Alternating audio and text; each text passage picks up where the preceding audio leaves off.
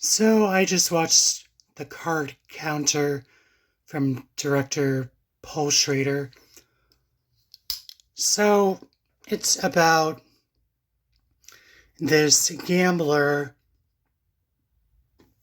who decides to take on a younger partner, counting cards and winning big money prizes and whatnot.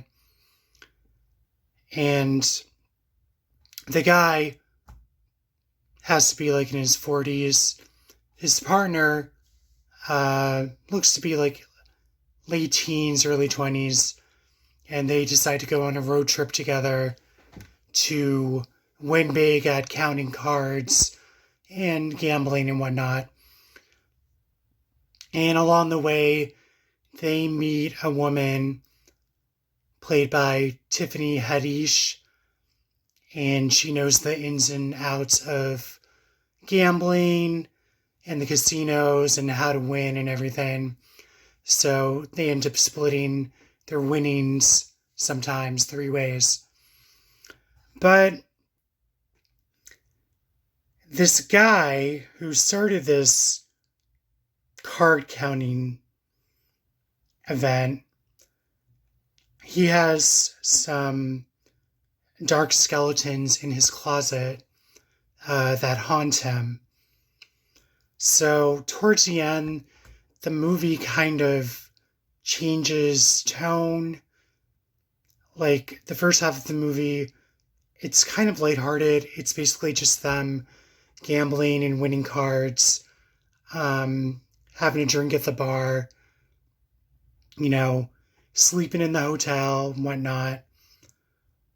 But it also has like this weird vibe. He has a weird chemistry with the younger guy. And he also has chemistry with Tiffany Haddish's character. So I watched the whole thing and I don't know, I didn't like it that much. It just had a really weird, slow vibe. And it finally picked up towards the last few minutes of the end. And I've watched Paul Schrader movies before. He directed The Canyons and Taxi Driver, which I liked a lot more than this. I don't know, there just wasn't much to the story that warranted me to keep watching it. The only reason I watched it was to see how it would end, if it would redeem itself somehow. But it's mostly just slow motion shots of them walking through the casino, getting a drink, sitting at the table, panning over the card tables in the casinos and whatnot. And after I was done watching it, I was like, what the hell was that about? It was just so low key and weird. And I guess to compare it to something, I liked 2014's The Gambler a lot more. And that had a similar premise with Mark Wahlberg being addicted to gambling and pretty much committing slow motion suicide. And I reviewed that movie before on one of my other videos. But yeah, I had the card counter on my saved watch list on IMDb for a little while. So it popped up on HBO, I think.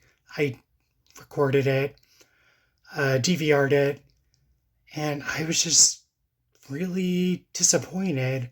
I mean, he had good chemistry with Tiffany Haddish and the younger guy, but it's like the story just never got there. It just ended, and I'm just like, what? Why did I spend 90 minutes watching this? So, I don't know. It's such a weird movie. Let me know what you guys think. You can stream it or watch it, probably. The Card Counter. Let me know what you guys think, and I hope you guys enjoy this review, and I'll catch you on the flip side.